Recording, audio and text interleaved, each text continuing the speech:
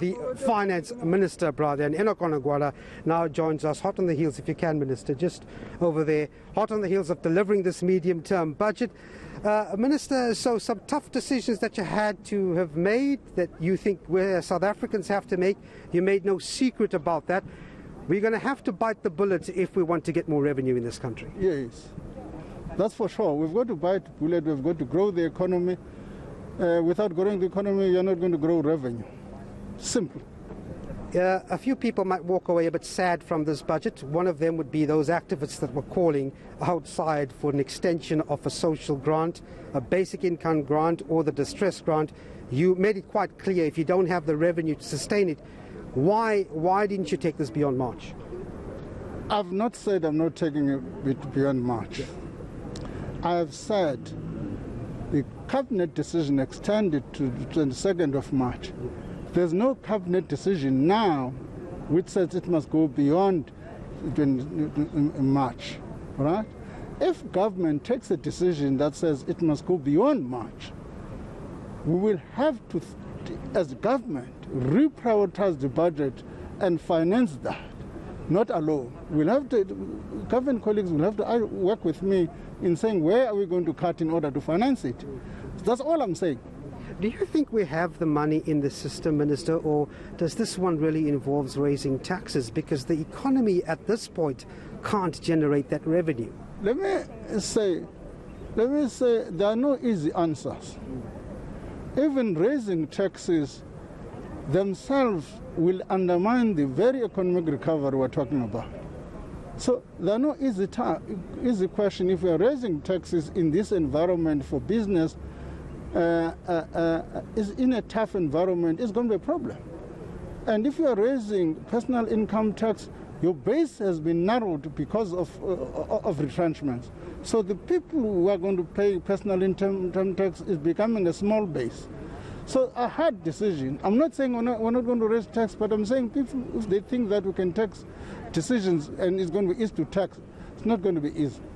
Many people, many South Africans during your budget speech would have not actually watched your budget speech this afternoon, and I need not tell you why. Yeah. We're still in load shedding. Yeah. It's a huge energy crisis in this country, and if we don't get around it, we're not going to get the revenue. So they missed out on your budget speech. How do we tackle the energy crisis? Are we too preoccupied with ESCOM? That's what I've said. Mind you, I was Deputy Minister for Public Enterprise in 2009, right, and 10. So I know exactly what these people in ESCOM are saying is what was said in 2008. There's nothing new. So we spent more money, 290 billion rand in ESCOM from 2008 to date, trying to fix them. But I'm saying we've got to be creative and get some other private sector people or some other companies to put new capacity. We can't continue in this way. We need more electricity. Do you think it's an issue of actually taking the money we throw at some of these initiatives and put it to households, subsidize them, Minister, for actually generating their own energy? I know we started that in some shape. Look, at some point we had demand management, we have a number of things. Now there's 100 megawatts and so on. The whole range of creative.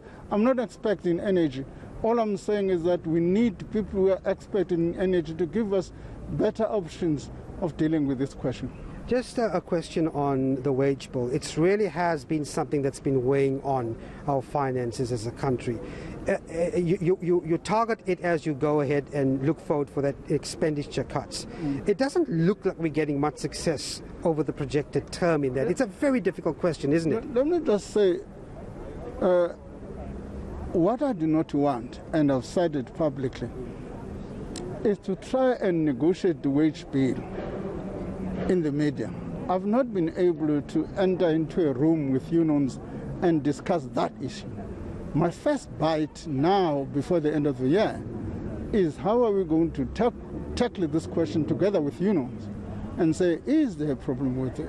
If there's a problem with wage bill, what are the different permutations we need to employ to get around this problem?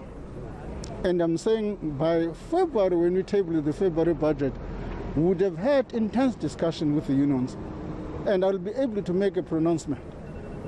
Minister, what happens when this mining, and this is my final question to you, when the mining commodity boom ends and we are not gifted with the type of revenue we've seen? We're going to have to look back at an economy that generates money. What happens when that mining boom stops? That's why I say in my statement, I caution against committing that money into long-term spending.